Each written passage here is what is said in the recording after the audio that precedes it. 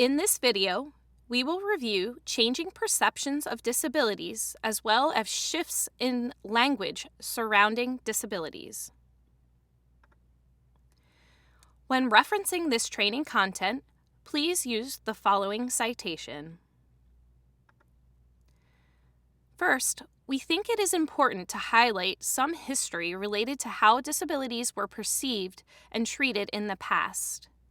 Unfortunately, in the past, people with disabilities needed to be locked away, up on a hill, out of sight, and behind a gate. The Danvers Lunatic Asylum was established to provide residential treatment and care for people deemed to be mentally ill. Its functions expanded to include a training program for nurses in 1889 and a pathological research laboratory in 1895. In the 1890s, Dr. Charles Page, the superintendent, declared mechanical restraint unnecessary and harmful in cases of mental illness. By the 1920s, the hospital was operating school clinics to help determine mental deficiency in children. Reports were made that various inhumane shock therapies, lobotomies, drugs, and straitjackets were being used to keep the crowded hospital under control. This sparked major controversy. During the 1960s, as a result of an increased emphasis on alternative methods of treatment, deinstitutionalization, and community-based mental health care, the inpatient population started to decrease.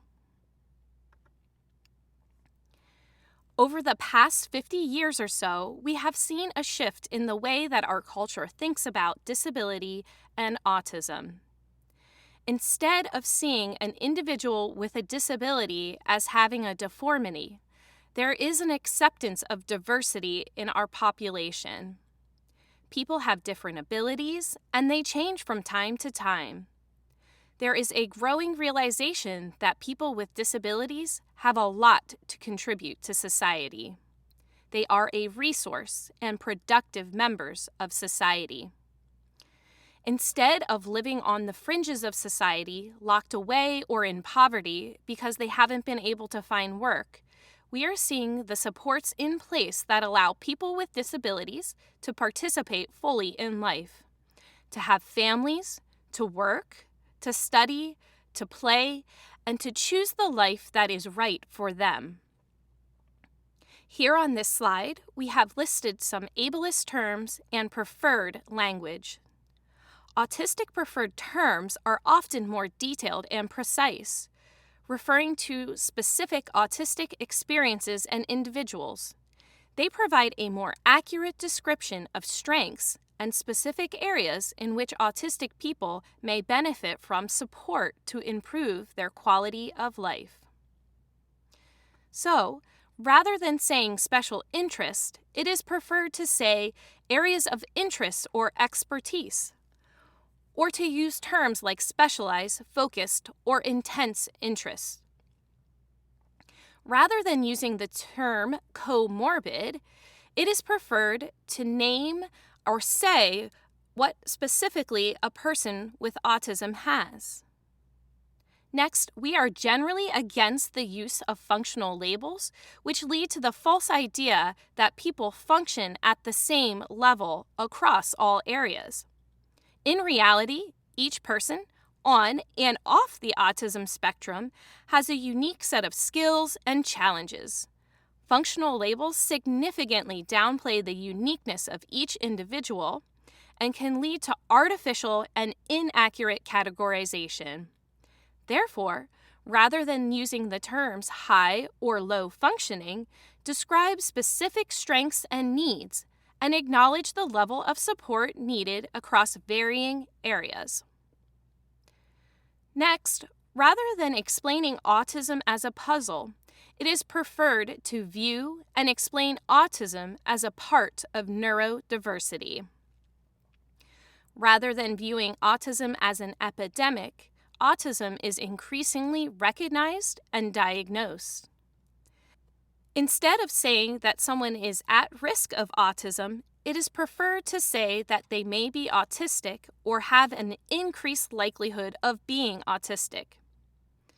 Instead of trying to cure or treat autism, we focus on putting specific supports or services into place. Next, let's review how we discuss disabilities. In discussing disability, it used to be that we defaulted to person-first language, which puts a person first before a diagnosis describing what condition a person has, rather than asserting what a person is. For example, a person with a disability or a person without a disability. However, many in the disability community have shifted to using identity-first language. For example, saying autistic student.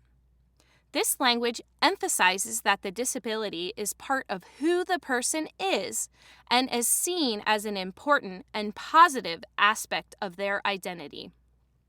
At the DNEA, you will notice that we use both person and identity-first language.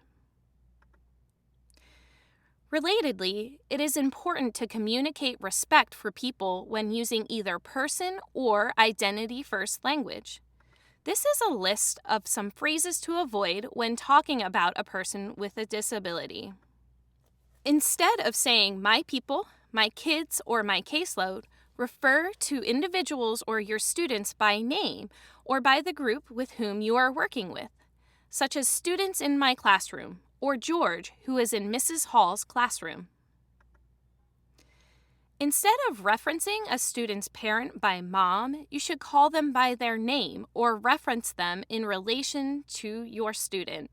For example, Billy's parents. Finally, acceptable alternatives to the disabled or stricken with includes the use of neutral language like they have a disability. If you're interested in learning more about ableism, Dr. Priya Lalvani discusses ableism and what it means to disrupt it in a webinar on the DNEA website.